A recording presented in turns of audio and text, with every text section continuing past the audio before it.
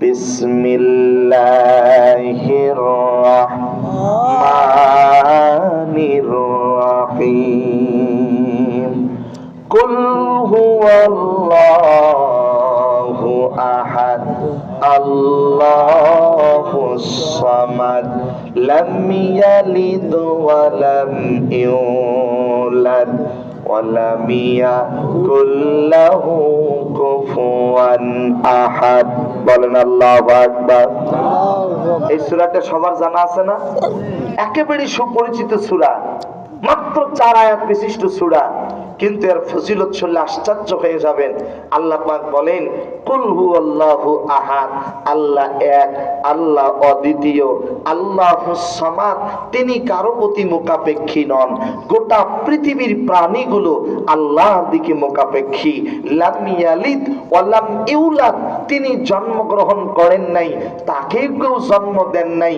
ওয়া লাম ইয়াকুল লাহু কুফুয়ান আহাদ, আল্লাহর সমকক্ষ পৃথিবীতে আর কেউ নাই। যারা বলেন আছে নাই।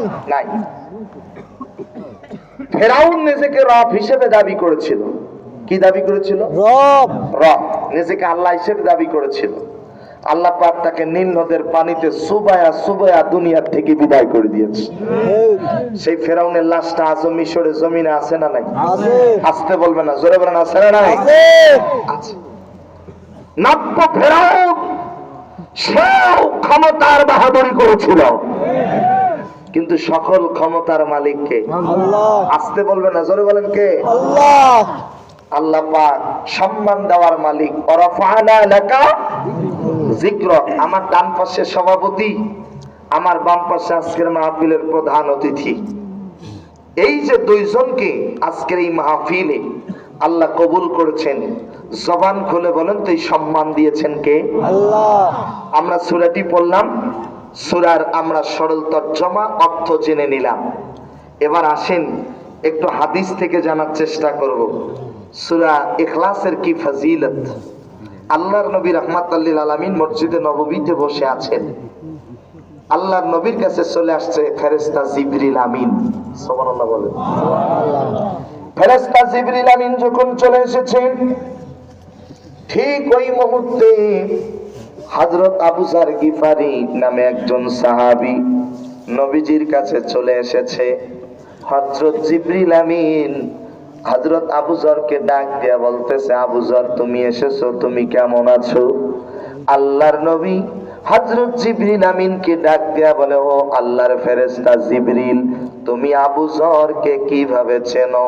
হযরত জিবরিল আলাইহিস সালাতু ওয়াস সালাম ডাক দিয়া বলেন, আমি শুধু নয়, আসমান জমিনে যত আল্লাহর ফেরেশতা আছে সকল ফেরেশতাগুলো হযরত আবু যর গিফারিকে চেনে।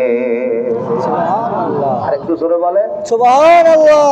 কেমনে চেনে, কিভাবে চেনে? হযরত জিবরিল আমিন ডাক দিয়া বলে, সে সব সময় 2টা আমল করে। জবান খুলে বলেন কয়টা? 2টা। সব সময় 2টা আমল করে। এই 2টা আমলের কারণে আল্লাহ তাআলার সকল ফেরেশতারা হযরত আবু যর গিফারিকে চেনে। নাম্বার 1, 1 নাম্বার আমল হলো সে সব সময় নিজেকে ছোট মনে করে, ক্ষুদ্র মনে করে। যে ব্যক্তি সমাজের মধ্যে নিজেকে ছোট মনে করবে, জবান খুলে বলেন সমাজের ভিতরে ওই ব্যক্তিকে বড় বানায়া দিবেন তিনি কে? আল্লাহ। আর জোরে বলেন তিনি কে? আল্লাহ। আল্লাহ পাক।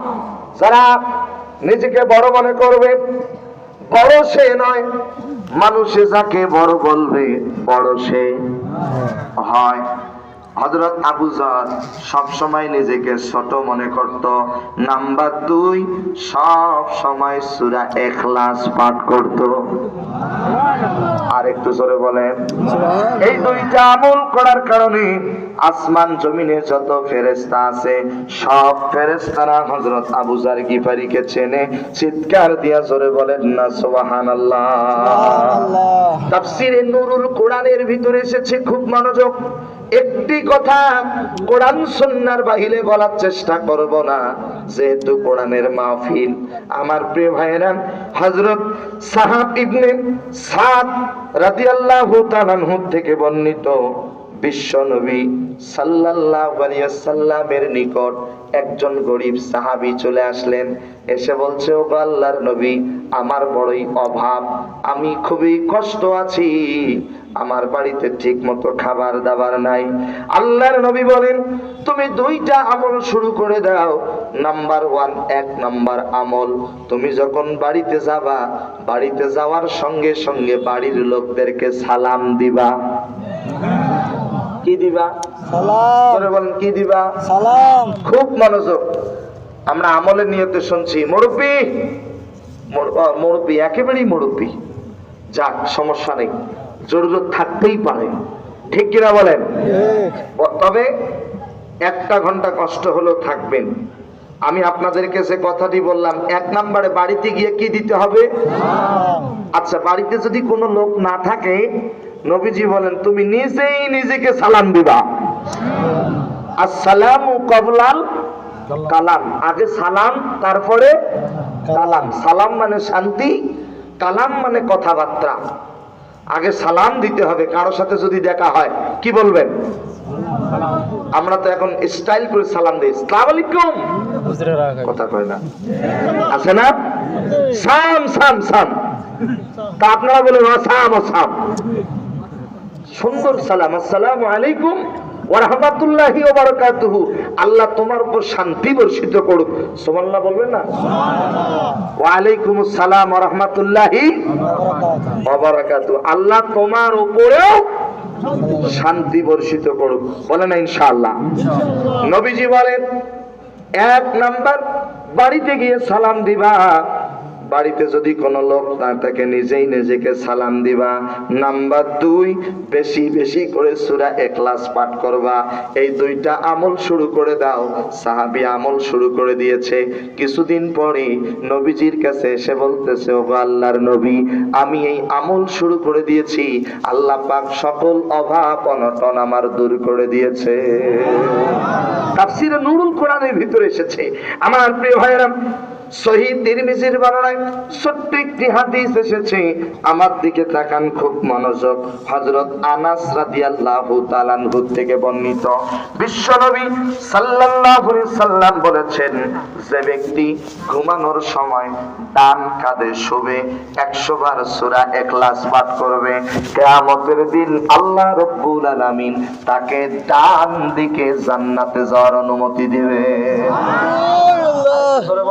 সুবহানাল্লাহ। তিরমিজির হাদিস। কেউ যদি ঘুমানোর আগে কয়শো বার সূরা ইখলাস পড়ে? 100 বার। বলেন কয়শো বার? 100 বার। কোন কাঁধে শুবে? ডান কাঁধে। ডান কাঁধে ঘুমাবেন। এরপরে যদি ঘুমন্ত অবস্থায় বাম কাঁধে যান, কোনো সমস্যা নাই, কিন্তু ঘুমানোর সময় কোন কাঁধে? ডান কাঁধে। ডান কাঁধে। তাহলে আল্লাহ পাক ডান দিকে জান্নাতে যাওয়ার অনুমতি দিবেন। সুবহানাল্লাহ। আরেকটু জোরে বলেন সুবহানাল্লাহ। তাফসীরে কাবীরের ভিতরে এসেছে, বিভিন্ন তাফসীর গ্রন্থ হাদিস থেকে কথাগুলো নোট করেছি, মনোযোগ দিয়ে শুনতে হবে। তাফসীরে কাবীরের ভিতরে এসেছে, বিশ্ব নবীজি বলেন, কেউ যদি প্রতিদিন 10 বার সূরা ইখলাস পাঠ করে, আল্লাহ পাক জান্নাতের ভিতরে তার জন্য একটা ঘর তৈরি করবেন। সুবহানাল্লাহ। আর একটু জোরে বলেন সুবহানাল্লাহ। এরপরে এসেছে, যে ব্যক্তি প্রত্যেকদিন 100 বার সূরা ইখলাস পাঠ করবে, তাফসীরে কাবীরের ভিতরে এসেছে, আল্লাহ পাক রব্বুল আলামিনের হাবিব বিশ্ব নবী বলেন, আল্লাহ পাক তার বিগত 50 বছরের গুনাহ মাফ করে দেবে।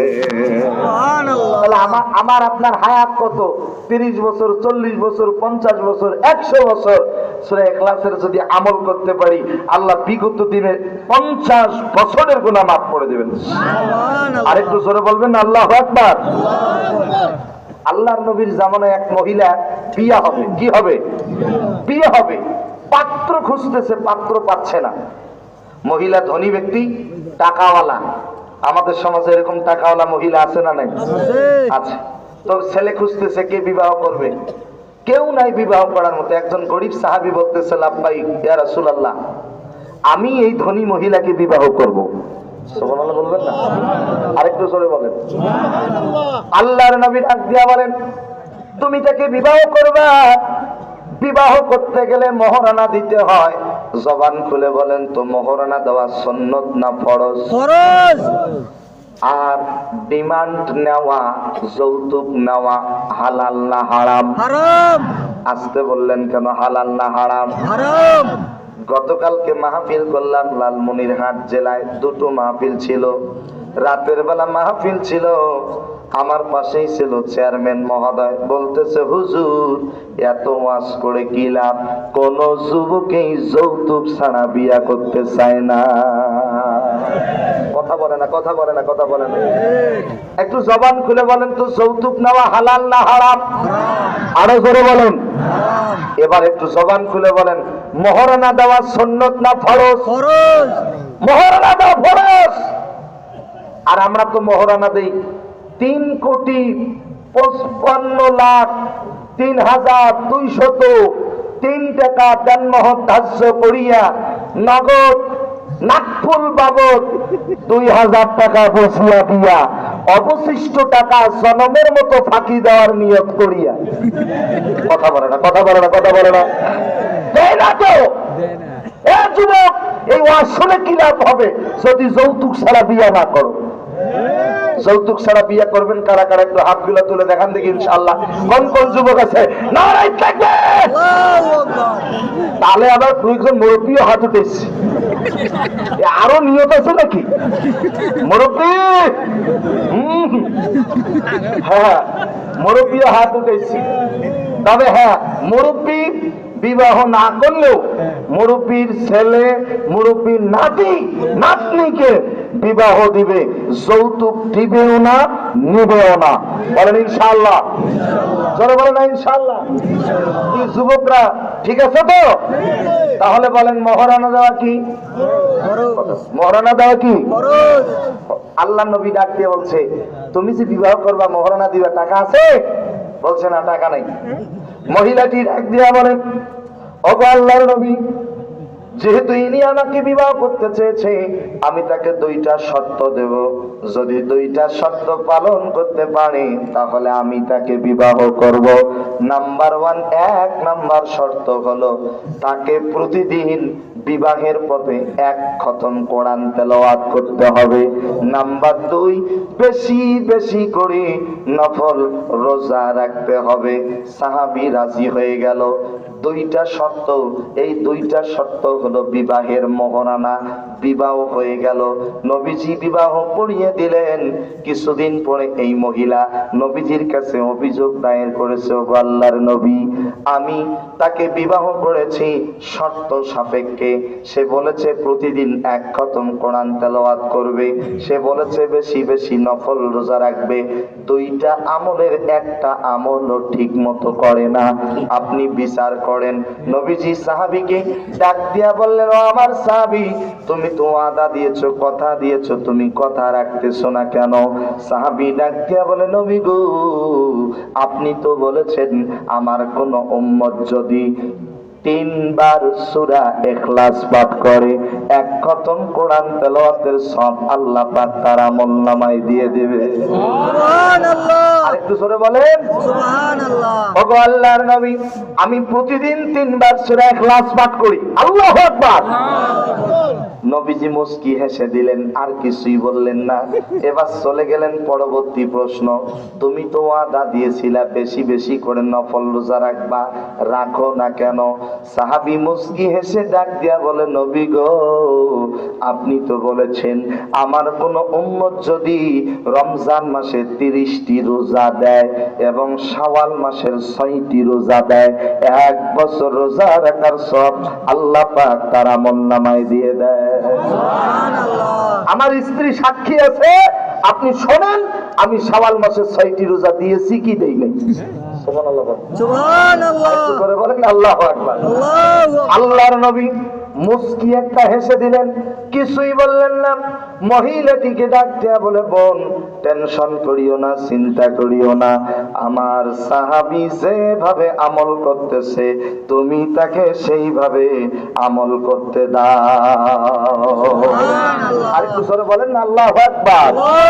আমার প্রিয় ভাইরা, এইভাবে যদি সূরা ইখলাসে আমি যদি ফজিলত বলতে চাই ফজর হয়ে যাবে, এত বড় নোট আছে আমি বলতে পারবো না। একটু সামনের দিকে এগিয়ে যাই। আলোচনা করতেছিলাম সূরা ইখলাস থেকে। সূরা ইখলাসের নাম শুধু ইখলাস নয়, সূরা ইখলাসের আরো 3টা প্রসিদ্ধ নাম আছে। নাম্বার 1, 1 নম্বরে হলো তাওহীদ, এখানে একত্ববাদের কথা বলা হয়েছে।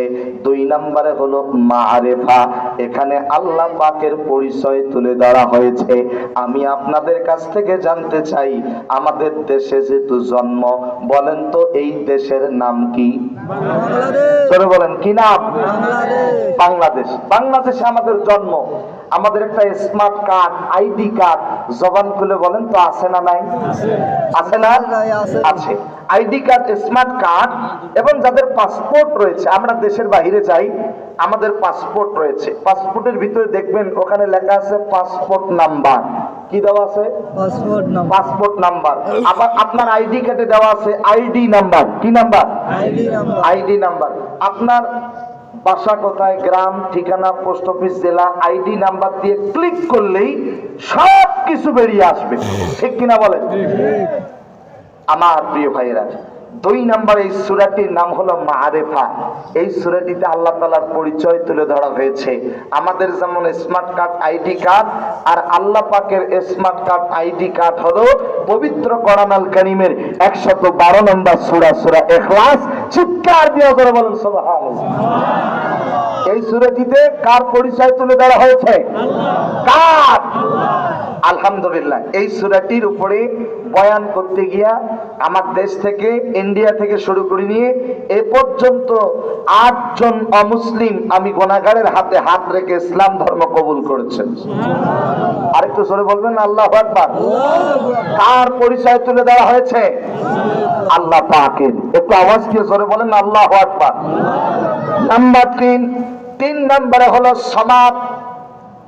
সমাজ শব্দের অর্থ হলো অমুখাপেক্ষী। গোটা পৃথিবীর প্রাণীগুলো যার দিকে মুখাপেক্ষী, জবান খুলে বলেন তার নাম কি? আরো জোরে বলেন তার নাম কি?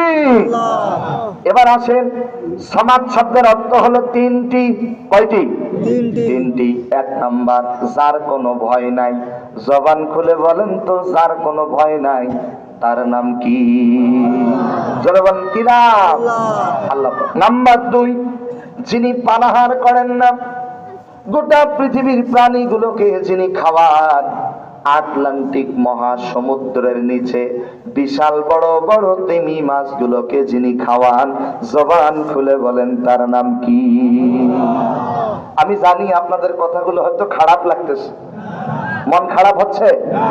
আমি বাড়তি কথা বলতে চাই না, যেহেতু একটা নির্দিষ্ট সূরার উপরই কথা হোক। আপনারা কি বলেন? মন খারাপ হচ্ছে নাকি? আচ্ছা, নাম্বার 3, খুব মনোযোগ।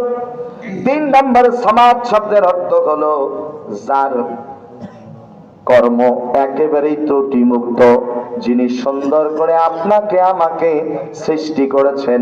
জবান খুলে বলেন তো সেই মালিকের নাম কি? আরো করে বলেন কি নাম? এই দেখেন, মাথা, তারপরে কি? চোখ, তারপরে নাক। এ বাবা, এই ছেলে, এ বাবা, বাবা প্লিজ, বাবা বসে যাও, তুমি মাদ্রাসার ছাত্র। আমি তো বলছি আপনাদেরকে কষ্ট দেব না, তবে কাউকে মাইনাস করে মোনাজাত করব না, সবাইকে নিয়েই মোনাজাত করব। ইনশাআল্লাহ বলে না? ইনশাআল্লাহ। ইনশাআল্লাহ। আরেকটু জোরে বলে ইনশাআল্লাহ। ফজরের নামাজ যেন কি না হয়। আমার প্রধান অতিথি কি কণ্ঠ দিয়ে বললেন, কেমন করে ঘুমাও তুমি, কেমন করে ঘুমাও তুমি, ফজর করে কাজা, এমন তো হতে পারে জোহরে জানাজা তোমার, এমন তো হতে পারে জোহরে জানাজা। কথা বলে না, কথা বলে না। অতএব ফজরের নামাজ জামাতের সাথে পড়বো তো ইনশাআল্লাহ। এই যে দেখেন, আলোচনা করতেছিলাম 3 নম্বরে সমাজ শব্দের অর্থ হলো যিনি কর্ম সম্পর্কে নিখুঁত, যার প্রতিটি কর্ম ত্রুটি মুক্ত। যারা বলেন না সুবহানাল্লাহ। যেমন উদাহরণ দেব, মানুষের শরীর, এই যে একটু শরীরের দিকে তাকায় দেখেন, এই দেখেন 5টা আঙ্গুল, এই আঙ্গুলটার নাম কি বলেন তো? এই দেখেন, বলেন একটু কি নাম? বুড়ি আঙ্গুল। আচ্ছা, রংপুরিয়া ভাষায় বলছে বুড়ি আঙ্গুল। হইল বুড়ি, পাবনায় বলে বৃদ্ধ। ভাইয়ের জন্মস্থান কিন্তু পাবনা। পাবনা নেই কোনো? পাবনা আছে নাকি? পাবনার মানুষ সবসময় ভালোই থাকে, বলেন আলহামদুলিল্লাহ। তবে আমাদের রংপুরের জামাই, শ্বশুর যা করছে কামাই, সব খাবে তার জামাই, ঠিক কিনা বলেন? আল্লাহ তাআলা প্রিয় ভাইকে কবুল করুন। তাহলে বলেন হাতের আঙ্গুল কয়টা? এই আঙ্গুলের নাম কি? বৃদ্ধা আঙ্গুল, বুড়ি আঙ্গুল। এই যে আঙ্গুলের 1 ইঞ্চি জায়গার ভিতরে, কয় ইঞ্চি? 1 ইঞ্চি জায়গার ভিতরে মেডিকেল সায়েন্স বলে 157টি রেখা আল্লাহ পাক এই 1 ইঞ্চি জায়গার ভিতরে দিয়েছেন। কতটি? 157টি রেখা।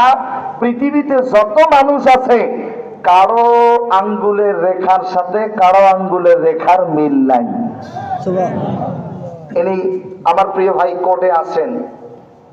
কোর্টে সব সময় যারা মামলা করতে চায়, আপনারা দেখেন সিগনেচার দেওয়া লাগে, লাগে না? এই যে সিগনেচার দেয়, স্বাক্ষর দেয়। বাংলাদেশে বৈষম্য বিরোধী ছাত্র আন্দোলনের ছাত্র ভাইদেরকে দেখেন তারা কতটা ট্যালেন্ট। এমনও ছাত্র রয়েছে যারা সিগনেচার, স্বাক্ষর, সই তারা নকল করতে 1 মিনিটও সময় লাগে না, ঠিক কিনা বলেন? আমার প্রিয় ভাইরা, কেউ যদি স্বাক্ষর দেয়, সিগনেচার দেয়, এটা কিন্তু নকল করা সহজ। কিন্তু কেউ যদি টিপসই দেয়, সবকিছু নকল করা যায়, কিন্তু টিপসইটা নকল করা যায় না। বলেন যায় না? জবান খুলে বলেন তো, প্রতিটা মানুষের এই 1 ইঞ্চি জায়গার ভিতরে আলাদা আলাদা ভাবে 157টি রেখা যিনি দিয়েছেন, আওয়াজ দিয়া বলেন তার নাম কি? এই যে দেখেন মাথা থেকে পা পর্যন্ত আল্লাহ পাক যে স্কিন দিয়েছে, চামড়া দিয়েছে, আল্লাহু আকবার। মেডিকেল সায়েন্স বলেন এক একটা মানুষের শরীরের মধ্যে 9768 প্রকার স্কিন, চামড়া রয়েছে। এই যে দেখেন মাথার চুল, এর নিচে চামড়া, স্কিন গুলো একরকম। কপালে যাবেন, এখানকার স্কিন একরকম। চোখের পাতার মধ্যে যাবেন, এখানের স্কিন একরকম।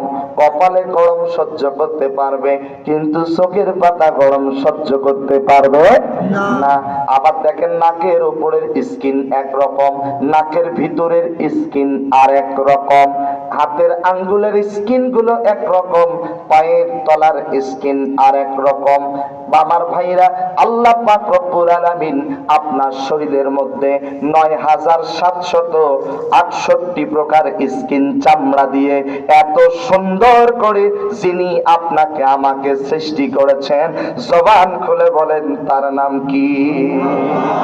আরেকটু জোরে বলেন আল্লাহু আকবার। এই দেখেন পৃথিবীতে কত মানুষ, আপনিও কথা বলবেন, আমিও কথা বলবো, কিন্তু কারো কণ্ঠের সাথে কোনো মিল, জোরে বলেন আছে নাকি? বিজ্ঞান বলেছে, আমার দিকে তাকান, বিজ্ঞান বলেছে এই যে দেখেন গলার 4 ইঞ্চি জায়গা, কয় ইঞ্চি? এই 4 ইঞ্চি জায়গার ভিতরে, আল্লাহু আকবার, এই 4 ইঞ্চি জায়গার ভিতরে 27টি স্তর রয়েছে। কয়টি স্তর? 27টি স্তর। যাদের 26টা স্তর ঠিক আছে, তারাই বলে সুবহানাল্লাহ, তারাই বলে আল্লাহু আকবার। আমাদের সমাজে কিছু লোক দেখবেন বোবা, সবকিছু ঠিক আছে কিন্তু কথা বলতে পারে না। হাসতে পারে বোবা লোকে, গাইতে পারে না। ওরা 2 চোখ দিয়ে দেখতে পারে, বলতে পারে না। হাসতে পারে বোবা লোকে, গাইতে পারে না। একই মাটির তৈরি তারা এমন কেন হলো? এই প্রশ্ন প্রভুর কাছে শুধুই রয়ে গেল। ঠিক কিনা বলেন? যারা বোবা, কথা বলতে পারে না, বিজ্ঞান বলেছেন, আমার দিকে তাকান, তাদের হয়তোবা 26টা স্তর কাজ করে, একটা স্তর কাজ করে না, এই জন্য তারা কথা বলতে পারে না।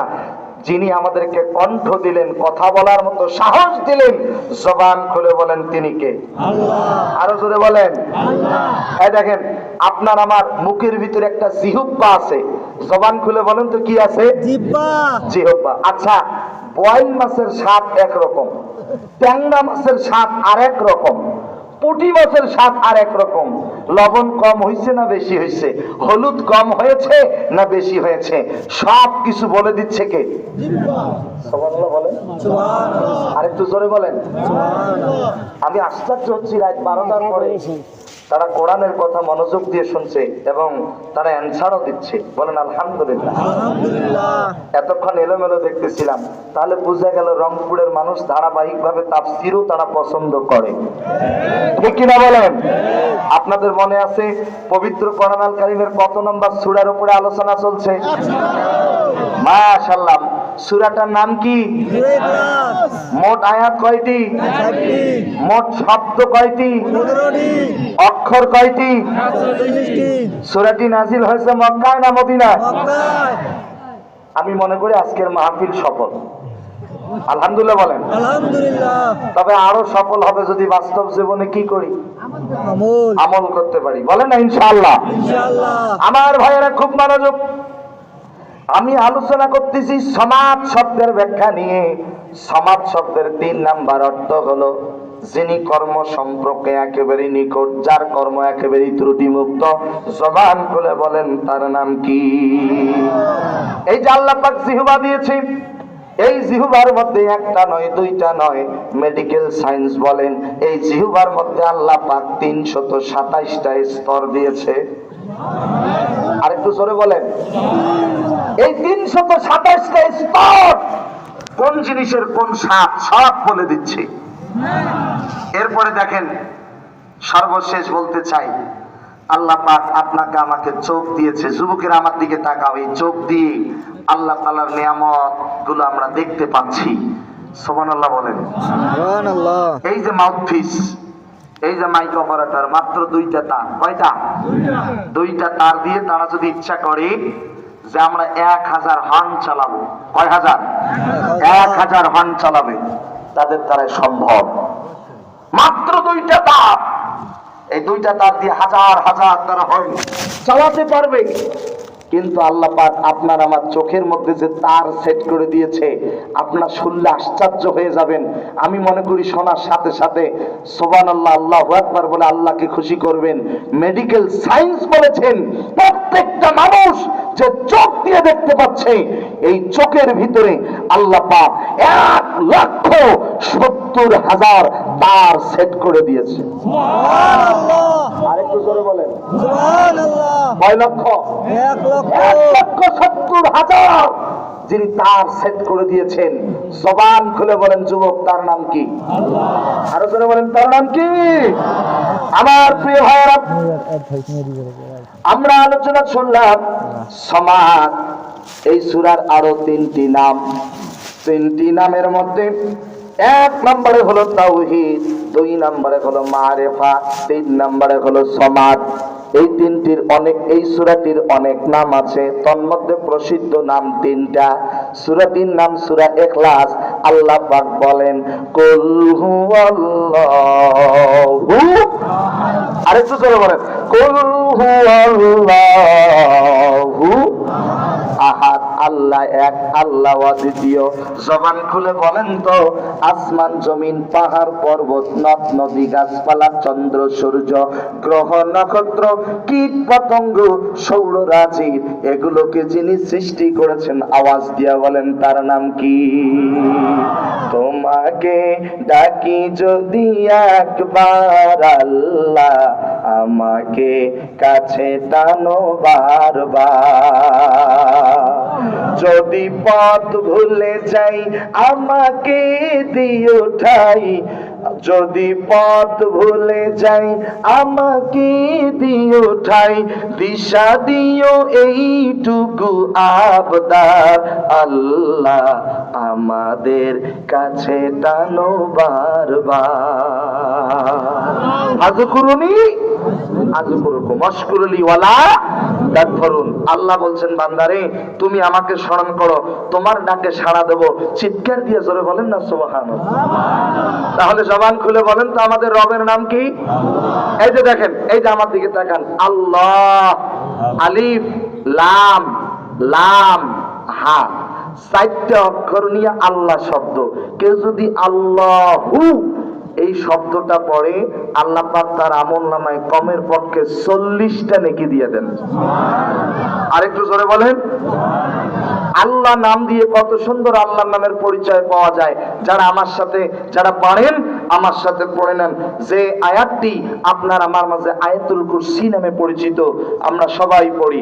বিসমিল্লাহির রহমানির রহিম। আল্লাহু লা ইলাহা ইল্লা হুয়াল হাইয়ুল কাইয়্যুম লা তা'খুযুহু সিনাতুন ওয়ালা নাওম। আল্লাহ পাক তিনি চিরন্তন, তিনি চিরঞ্জীব, তাকে তন্দ্রা স্পর্শ করতে পারে না, তিনি ঘুমান না। চিৎকার দিয়া জোরে বলেন না সুবহানাল্লাহ। আল্লাহ শব্দ দিয়ে আল্লাহ পাক অন্য আরেকটি জায়গায় আল্লাহ তাআলার পরিচয় তুলে ধরেছেন। যারা পারেন আমার সঙ্গে পড়েন, আল্লাহু নূরুস সামাওয়াতি ওয়াল আরদ মাসালু নূরিহি কামিশকাতিন ফিহা মিসবাহ। আল্লাহ শব্দ দিয়ে আল্লাহ তাআলার পরিচয় তুলে ধরেছেন। এই যে আমার দিকে তাকান, আলিফ লাম লাম হা, আলিফটা বাদ দিলাম, থাকে লিল্লাহ। জোরে বলেন না আল্লাহু আকবার। কি থাকে? লিল্লাহ। জোরে বলেন কি থাকে? লিল্লাহ। এই দেখেন, লিল্লাহ শব্দ দিয়েও আল্লাহ তাআলার পরিচয় পাওয়া যায়। একটু জোরে বলেন না সুবহানাল্লাহ। আল্লাহ রাব্বুল আলামিন সূরা লুকমানের ভিতরে বলেন, লিল্লাহি মা ফিস সামাওয়াতি ওয়াল আরদ ইন্নাল্লাহা হুয়াল গানিয়ুল হামিদ। এরপরে দেখেন, লিল্লাহ লামের নিচের যেটা বাদ দেন থাকে দুইটা অক্ষর লাহু। এ বাবা, এই কি বাবা, শেষ করব নাকি? না, মোনাজাত করব না। কয়টা অক্ষর থাকে? দুইটা। এই যে ভুলে গেছে, কয়টা? দুইটা অক্ষর থেকে লাহু। লাহু এই দুইটা অক্ষর দিয়ে আল্লাহ তাআলার পরিচয় পাওয়া যায়। আল্লাহ পাক বলেন, লাহুল মুলকু ওয়া লাহুল হামদু ওয়া হুয়া আলা কুল্লি শাইইন কাদির। এরপরে দেখেন, আপনি লামটাও বাদ দেন। প্রথমে বাদ দিলাম আলিফ, তারপরে বাদ দিলাম লাম, তারপরে বাদ দিলাম লাম, থাকে শুধু কি? কি থাকে? এই একটা মাত্র অক্ষর। আপনি আশ্চর্য হয়ে যাবেন, এই একটা অক্ষর দিয়ে আল্লাহ তাআলার পরিচয় পাওয়া যায়। আল্লাহ পাক বলেন, হুয়াল আউয়ালু ওয়াল আখিরু ওয়াস যাহিরু ওয়াল বাতিন ওয়া হুয়া বিকুল্লি শাইইন আলীম। একটু সবাই জোরে বলেন না আল্লাহু আকবার। এক একটা অক্ষর বাদ দিয়ে আমরা পরিচয় পাচ্ছি কার? আল্লাহ। তাহলে কুল হুয়াল্লাহু আহাদ। আহাদ তিনি এক, তিনি অদ্বিতীয়। আল্লাহুস সামাদ, তিনি কারো প্রতি মুখাপেক্ষী নন। সামাদ শব্দের অর্থ তিনটা। জোরে বলেন কয়টা? তিনটা। এক নাম্বার, যার কোনো কি নাই, ভয় নাই। কি নাই? ভয় নাই। তিনি কে? আল্লাহ। যিনি পানাহার করেন না, গোটা পৃথিবীর মানুষগুলোকে পানাহার করেন, তিনি কে? আল্লাহ। শুধু মানুষ না, আপনি আশ্চর্য হয়ে যাবেন, গোটা পৃথিবীর প্রাণীগুলোকে পানাহার করান।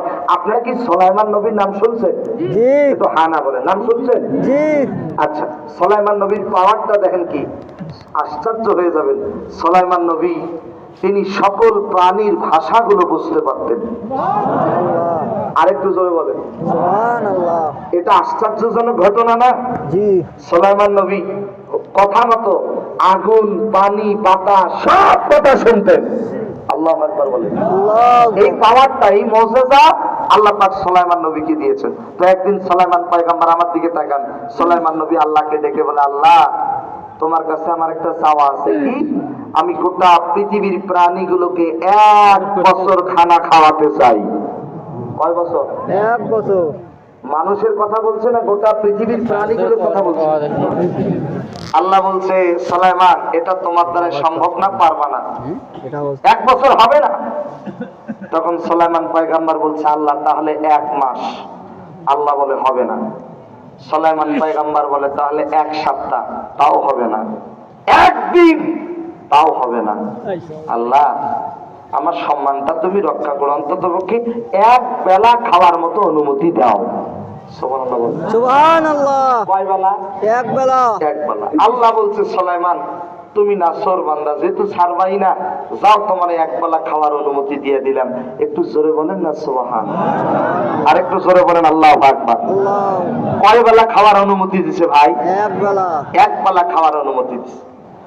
এবার সুলাইমান পয়গম্বর ডেকে বলে, আল্লাহ তুমি যেহেতু অনুমতি দিয়েছো, যেহেতু দোয়া কবুল করেছো, তবে শর্ত হলো 2টা।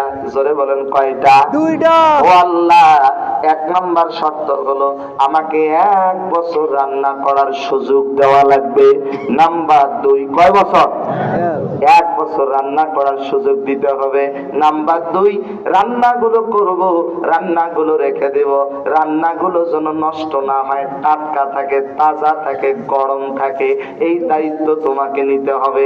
আল্লাহ বলে, সুলাইমান তুমি যা চাইছো মঞ্জুর, যাও 1 বছর রান্না করার সুযোগ দিলাম, এবং তোমার রান্না নষ্ট হবে না, এই দায়িত্ব আমি আল্লাহ। জোরে বলেন আল্লাহু আকবার। কিতাবের মধ্যে এসেছে, আমার দিকে তাকান, হযরত সুলাইমান আলাইহিস সালাতু ওয়াস সালাম রান্না শুরু করে দিয়েছে। বিশাল বড় বড় পাহাড়ের মতো হয়ে গেছে। ইন্ডিয়ায় আপনারা যারা গিয়েছেন, শিলিগুড়ি, দার্জিলিং, বিশাল বড় বড় পাহাড়, আমি সেখানে উঠেছিলাম। লক্ষ্য করে দেখেছি, এই রংপুর শহরে যদি সূর্য ওঠে সকালবেলা, মাথাটা উপরের দিকে, চোখ দিয়ে উপরের দিকে তাকাতে হয়, সূর্য উঠতেছে। আর আমি ওই দার্জিলিং পাহাড়ের মধ্যে হাজার হাজার ফিট পাহাড়ের উপরে উঠেছিলাম। যখন সূর্যটা ওঠে, নিচের দিকে তাকিয়ে থাকতে হয় যে সূর্যটা উঠতেছে। সুবহানাল্লাহ। সুবহানাল্লাহ। উপর থেকে কোথায় তাকাতে হয়? নিচে তাকাতে হয় যে সূর্য উঠতেছে। সুবহানাল্লাহ বলেন। সুবহানাল্লাহ। আমার প্রিয় ভাইরা, বিশাল বড় বড় পাহাড় তৈরি হয়ে গেছে। এমত অবস্থায় সমুদ্র থেকে একটা তিমি মাছ আসছে, এসে বলতেছে, সুলাইমান আমার ক্ষুধা লাগছে, তাড়াতাড়ি খাবার দাও। বলছে, না না, এখন খাবার হবে না, খাইতে যদি চাও তাড়াতাড়ি লাইনে বসে যাও, লাইন ছাড়া খাবার হবে জোরে বলেন হবে না। আবার সুলাইমান পয়গম্বর একটা পদ্ধতি শুরু করে দিয়েছে যে তিমি মাছের লাইনে দাঁড়াবে, ছাগল ছাগলের লাইনে দাঁড়াবে, গরু গরুর লাইনে দাঁড়াবে, যত প্রাণী আছে সকল প্রাণীগুলো দাঁড়িয়ে যাবে, সবাই একসাথে খাবে।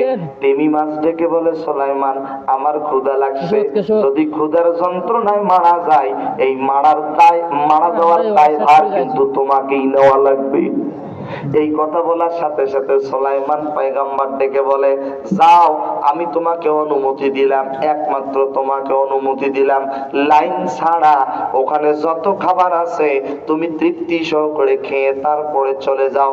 তুমি যখন অনুমতি পেয়েছে, আল্লাহু আকবার, সবাই একটু আওয়াজ দিয়ে জোরে বলতে হবে আল্লাহু আকবার। অনুমতি পেয়ে গিয়েছে, আল্লাহু আকবার। অনুমতি পাওয়ার সাথে সাথে তিনি যখন খাওয়া শুরু করে দিয়েছে, 1 লোকমা, জোরে বলেন কয় লোকমা? 1 লোকমা। 1 লোকমায় 1 বছরের রান্না করা খাবার গুলো খেয়ে ফেলেছে। সুবহানাল্লাহ। আরেকটু জোরে বলেন সুবহানাল্লাহ। কয় লোকমা? 1 লোকমা। 1 লোকমা। আরো আশ্চর্য হবেন কি জানেন, এই পেটের 3 ভাগের 1 ভাগ পূরণ হয়েছে, এখনো 2 ভাগ ফাঁকা আছে। আরো আসতে বলেন, আরেকটু জোরে বলবেন না? আরেকটু জোরে বলেন আল্লাহু আকবার। আচ্ছা, আপনারা শরীফ ভাইকে দাওয়াত করছেন, আমাকে দাওয়াত করছেন, বলছেন হুজুর আসেন একটু খাওয়া দাওয়া করেন। খাইতে দিছেন, প্লেটে একবার একটু খাবার দিছেন, এরপরে যদি আমি খাবার চাই, আপনি কি আমাকে খাবার দিবেন না? যদি না দেন তাহলে আমি বলবো দাওয়াত করছে, প্লেটে একটু দিছে আর দিতে পারেন, এটা কোনো দাওয়াত হইল? এক পর্যায়ে তিনি মাছ ডেকে বলছে, সুলাইমান, পেটের 3 ভাগের 1 ভাগ পূরণ হয়েছে, এখনো 2 ভাগ ফাঁকা, তাড়াতাড়ি খাবার দাও, তুমি বলছো পেট ভরে খাওয়া। আরেকটু জোরে বলেন আল্লাহু আকবার। তুমি তো বলছো তৃপ্তি সহকারে খাবা, আমার পেটের কয় ভাগ পূরণ হয়েছে, এখনো কয় ভাগ ফাঁকা? 2 ভাগ। জোরে বলেন আল্লাহু আকবার। সঙ্গে সঙ্গে সুলাইমান পয়গম্বর সিজদায় পড়ে গেছে। জোরে বলেন আল্লাহু আকবার। আমি আপনাদেরকে যেটা বুঝাইতে চাচ্ছি, কুল হুয়াল্লাহু আল্লাহুস সামাদ শব্দের 2 নম্বর অর্থ, যিনি পানাহার করেন না, গোটা পৃথিবীর প্রাণীগুলোকে যিনি খাওয়ান। জবান খুলে বলেন তার নাম কি? আল্লাহ। একটা পাখি সকালবেলা পাখির বাসা থেকে বের হয়ে যায়, সারাদিন খেয়ে পেট ভরে ঠোঁটের মধ্যে বাচ্চার জন্য খাবার নিয়ে ঘরে ফেরে। সুবহানাল্লাহ বলেন না? যিনি খাওয়ান, জবান খুলে বলেন তো তিনি কে? আমার ভাইরা, আলোচনা আরো গভীরে যাচ্ছে, সময়ও চলে যাচ্ছে, রাত 12:40। ভাবছিলাম 12:30 মোনাজাত, অলরেডি 10 মিনিট ওভার। অতএব আর দেরি করতে চাই না, যা আছে এই জায়গায় ব্রেক, আর একদিন হবে না, হ্যাঁ আজকে শেষ করেন। সোনামণি, বাকি থাকবে না, না শেষ হবে, শেষ করেন, চলবে, চলো। আশ্চর্য হলাম ভাই, আমি তো কোনো গল্প করতেছি না। চলে যাবে? ও ঠিক আছে, না না তাই তো বলি, আমি হলাম মেহমান, আপনারা মেজবান। আমি তো ভালো করে জানি আপনারা আমাকে রেখে যাবেন না। মেহমানকে রেখে কি মেজবান পালায় নাকি? কথা বলে না, পালিয়ে যায়? যায় না। তবে আপনারা খুব চালাক মানুষ, একটু সবাই জোরে বলেন তো আল্লাহু আকবার। কেন জানি পছন্দ হচ্ছে না। আমি কিন্তু দেরি করব না, 2-4 মিনিটের ভিতরে শেষ করব। আপনারা চাইলেও কিন্তু হবে না। ফজরের নামাজ জামাতের সাথে পড়ব, একটু আওয়াজ দিয়ে জোরে বলেন না ইনশাআল্লাহ। এটা জোরে স্লোগান না, লিল্লাহি তাকবীর। আপনাদের আওয়াজ যদি আরেকটু বাড়ায় দেন, কারণ রাসূল বলছেন রাত যত গভীর হয় আল্লাহ তাআলার রহমতের দরজাগুলো আল্লাহ পাক ততই বেশি খুলে দেয়। রাত যত গভীর হয় ইমানদারদের গলার আওয়াজ তত বেড়ে যায়। যুবকের মতো আওয়াজ দিয়ে বলেন নারে তাকবীর, নারে তাকবীর। মাহফিল চলবে? চলবে। কতক্ষণ? যদি বলি ফজর চলবে, ঈমান আছে? এখানে ফজরের নামাজ পড়ে কিন্তু বাড়িতে যেতে হবে, ঠিক আছে তো? কারা কারা রাজি? 2 হাত তুলে দেখা দাও। নারে তাকবীর, নারে তাকবীর, আল্লাহু আকবার। হাত নামান, আমি কিন্তু হাত তুলি নেই, আপনারা তুলেছেন, আপনারা থাকেন। প্রধান অতিথি আর আমি, আমরা তুলি নেই, আমরা কয়েক মিনিট পরেই চলে যাব। আজকে প্রধান অতিথির সাথে সফর সঙ্গী হিসেবে আসছি, আলহামদুলিল্লাহ বলেন। ওনার গাড়িতে আসছি, আবার ওনার সাথেই যাব, আমার ছাড়া উনিও যেতে পারবে না। এই জন্য আমরা চলে যাই, আপনারা থাকেন। ইন্নামাল আমালু বিন্নিয়াত। আপনারা যে নিয়ত করছেন, আল্লাহর কসম করে বলি, এই যুবকরা আমার দিকে তাকাও বাবা, একটু পর মোনাজাত শেষ হবে, আল্লাহর কাছে দোয়া করব আল্লাহ যেন আমাদের জীবনের গুনাহগুলি মাফ করে দেন। আমরা মারামারি আর কাটাকাটি করতে চাই না। আমরা যেহেতু 2য় স্বাধীন বাংলাদেশ পেয়েছি, এই সুযোগে কোন চোর, বাটপার, মুনাফিক, বেঈমান, ভোটচোরকে পবিত্র সংসদে আর দেখতে চাই না, ঠিক কি না বলেন? পবিত্র সংসদ কোরআন দিয়ে পরিচালিত হোক, চাই কি চাই না?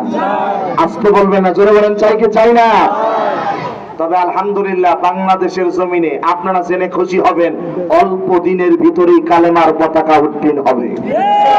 বলে না ইনশাআল্লাহ? শুধু বাংলাদেশ নয়, ওয়াল্লাহি আল্লাহর নামের কসম করে বলছি, আমার হাতে পবিত্র সর্বশ্রেষ্ঠ কিতাব মহাগ্রন্থ আল কোরআন। পূর্ব দিকে সূর্যটা যেমন সত্য, পশ্চিম দিকে সূর্য অস্ত যা যেমন সত্য, আসমান সত্য, জমিন সত্য, গোটা পৃথিবীর জমিনে আল্লাহর কোরআনের আইন বাস্তবায়ন হবেই হবে। এটা তার থেকে অতি উত্তম সত্য কথা। জোরে কোন সুবহানাল্লাহ। ইমাম মাহদী আসার উপযুক্ত সময় হয়ে গেছে, ঈসা পয়গম্বর আসার উপযুক্ত সময় হয়ে গেছে, তারা আসবে। আজকে ফিলিস্তিনের দিকে তাকায় দেখেন, ফিলিস্তিনের মুসলমানদেরকে কত নির্যাতন জুলুম করে হত্যা করতেছে। ওই ইসরায়েল ইহুদি গোষ্ঠীগুলো গাছের আড়ালে লুকাবে, গাছ পর্যন্ত বলবে আমার পিছনে একটা ইহুদি লুকায় আছে, ধর আর মার। জোরে বলেন আল্লাহু আকবার। মারো এবং মারো। মারো। হাদিস থেকে বলছি, বানোয়াট কোনো কথা নয় আমার প্রিয় ভাইরা। অতএব হতাশ হওয়ার কোনো কারণ নাই। লা তাহজান, হতাশ হবেন না। আমি দেখতে পাচ্ছি আগামী পৃথিবী মুসলমানের পৃথিবী, আগামী পৃথিবী কোরআনওয়ালাদের পৃথিবী, আগামী পৃথিবীর নেতৃত্ব দিবে দাড়িওয়ালা টুপিওয়ালারা। আল্লাহ তুমি কবুল করো। আর একটু জোরে বলেন। কোন একদিন বাংলাদেশের আকাশে কালিমার পতাকা দুলবে, সেদিন সবাই আল্লাহরই বিধান পে দুঃখ বেদনা ভুলবে। সেদিন আর রবে না হাহাকার, অন্যায় জুলুম অবিচার, থাকবে না অনাচার দুর্নীতি কদাচার, সকলেই শান্তিতে থাকবে। সেদিন সবাই কোরআনের বিধান পে দুঃখ বেদনা ভুলবে। কোন একদিন এদেশের আকাশে কালিমার পতাকা দুলবে, সেদিন সবাই খোদাই বিধান পে দুঃখ বেদনা ভুলবে। একটু জোরে বলেন আল্লাহু আকবার। গোটা পৃথিবীর জমিনে আল্লাহর কোরআনের আইন বাস্তবায়ন হোক। জবান খুলে বলেন আমরা চাই কি চাই না? আস্তে বলবেন না, জোরে বলেন চাই কি চাই না? একাকিনী রমণী নির্জন পথে যাবে, কোন জন কটু কথা কবে না,